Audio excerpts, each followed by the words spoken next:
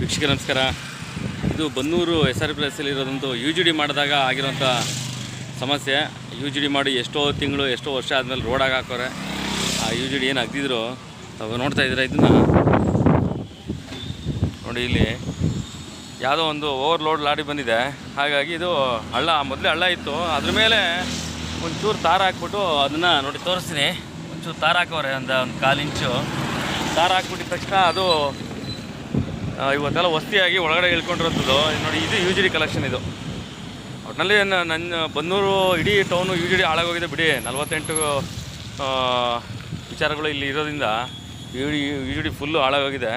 ಜೊತೆ ನೋಡಿ, ಇಲ್ಲಿ ಏನಾನ ಇನ್ ಕೇಸ್ ನೋಡಿ, ಇದು ಮೋಸ್ಟ್ಲಿ ಇದೇ ಲಾರಿ ಇರ್ಬೋದು, ಇಲ್ಲಿ ನಿಂತಿರೋದು ಲಾರಿ ಇರ್ಬೋದು. ಇದು ಇಲ್ಲೇ ನಿಂತಿದೆ ನೋಡಿ, ನಿಂತಿರೋ ಲಾರಿ ಏನೋ ಅದು ಈ ರೋಡ್ಗೆ ಎಡ್ಜಲ್ಲಿ ಬಂದಿದೆ. ಲೆಫ್ಟಲ್ಲಿ ಏನೋ ವೆಹಿಕಲ್ ಬಂತೇನೋ, ಲಾರಿ ಅಲ್ಲಿ ಹೋಗಿ ನೋಡಿ, ಕರೆಕ್ಟಾಗಿ ಅಲ್ಲಿ ಹೋಗಿ ನಿಂತಿದೆ. ತಾವು ತೋರಿಸ್ತಾ ಇದ್ದೀನಿ ನಿಮಗೆ.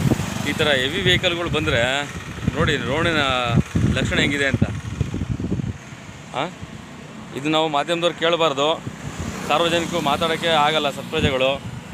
ಹಾಗಾಗಿ ಮಾಧ್ಯಮದವ್ರು ಕೇಳಿದ್ರೆ ಕಂಡಂಗೆ ಸುಮ್ಮನೆ ಹೋಗ್ಬೇಕು ಮಾಧ್ಯಮದವರು. ಆವಾಗ ಒಳ್ಳೆಯವರು ಇವರಿಗೆಲ್ಲ ಜನಪ್ರತಿನಿಧಿಗಳಿಗೆ.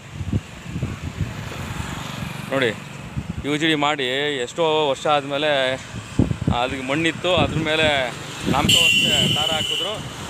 ತಾರ್ ರೋಡು ಅಂತ ಲಾರಿ ಬಂತು. ಲಾರಿ ಇದೇನೋ ಊದ್ಕೊಂಡು ಇನ್ ಕೇಸ್ ಏನೇನೋ ಬಿದ್ದಿದ್ರೆ, ಇಲ್ಲಿ ನೋಡಿ ಇದು ಪಕ್ಕದಲ್ಲಿ ಕಂಬ ಇದೆ, ಆ ಲಾರಿ ಏನೇನೋ ಇದ್ರ ಮೇಲೆ ಬಿದ್ದಿದ್ರೆ ಇದು ಬಂದು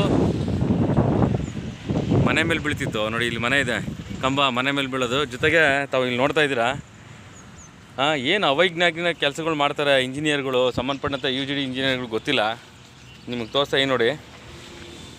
ಇದು ಉದ್ದನ ಫುಲ್ ಆಗೇನೆ ನೋಡಿ, ಅಷ್ಟು ಉದ್ದ ಇದೆಯಲ್ಲ, ಇಷ್ಟು ಉದ್ದಕ್ಕೂ ಏನು ಇಲ್ಲಿಂದ ಮಾಕ್ನಳ್ಳಿವರೆಗೂ ಇದೇ ಥರ ಸಮಸ್ಯೆ ಇರೋದು. ಮಧ್ಯ ಎಲ್ಲ ರೋಡ್ಗಳು ಮಾಡಿ ಮಣ್ಣುಗಳು ಹಾಕ್ಬಿಟ್ಟಾರೆ ರೋಡ್ ಮಧ್ಯೆ, ಅಕ್ಕಪಕ್ಕ ಸೈಡಲ್ಲಿ.